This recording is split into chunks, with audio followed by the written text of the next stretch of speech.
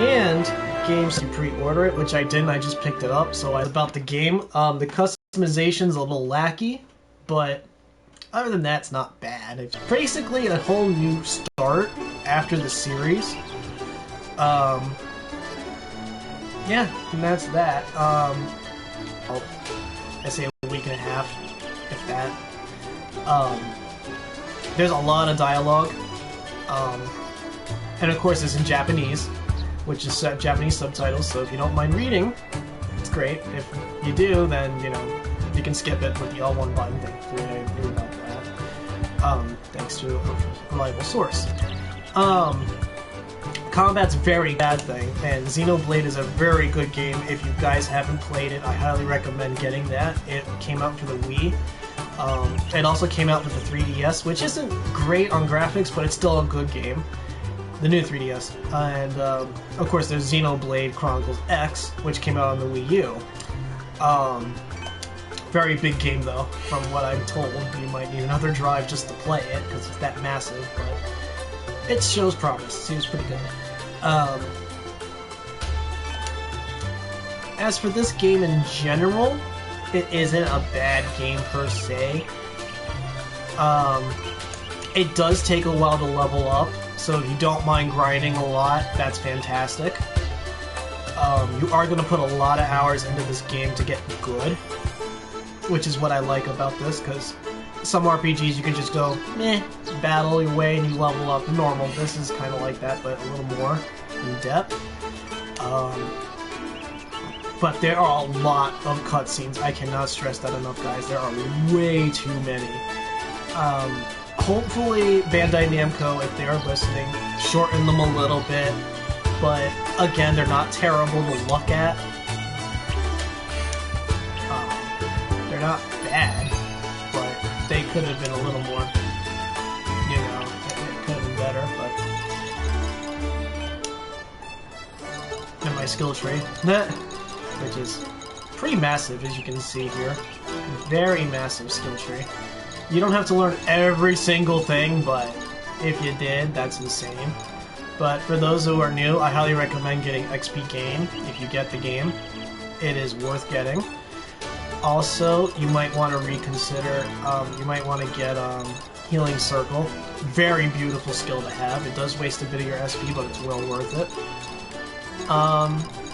Yeah, and you can pick whatever you want. So you got Rapier, you got a sword, a scimitar, a dagger, a club, a katana, two-handed sword, which is like a great sword, two-handed axe, a spear, you know. Which I like. I like that they did that variation. But let's go on to the battling, so you guys have an idea what I'm talking about here. We're there.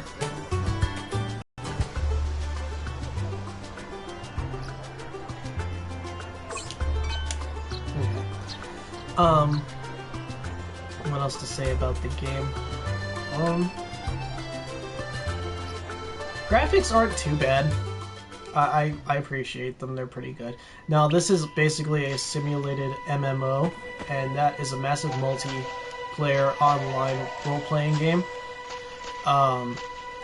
In case you guys didn't know what that was. Then why am I by myself? I do not like that.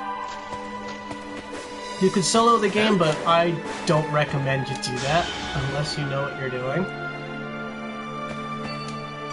So I'm gonna go back and get my party together, because I forgot to do that. In this game, you're not really a solo per se. You get up to 3 AIs. And the game is online multiplayer, but you can only unlock that when you beat the first boss. And the first boss isn't that difficult, if you know what you're doing, obviously.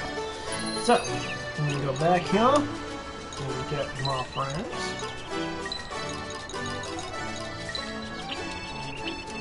And we'll try now.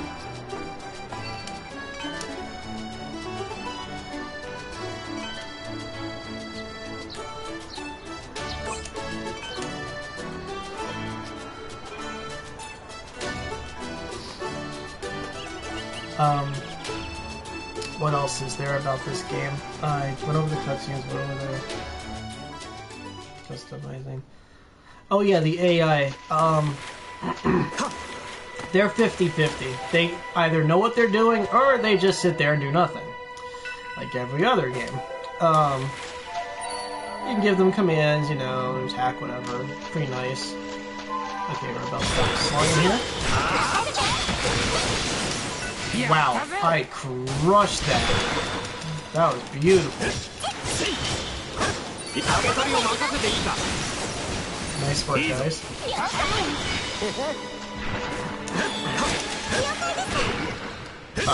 I've been poisoned. Yay, stats elements are fun. Okay.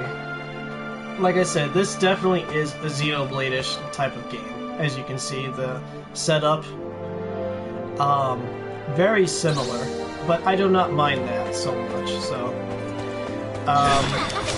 the game overall, like I said, if you're into the show, grab it. If you're not, by all means pass it, because, you know. But if you haven't watched the show, I do recommend watching it on either Kiss Anime or Crunchyroll. There's only 2 seasons of it. There is a talk of a 3rd, although it hasn't been confirmed yet. So, I don't know how we're going to do that.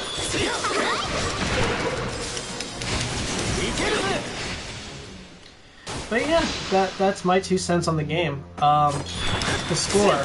I'm going to have to deduct a couple of points, though, for it, because,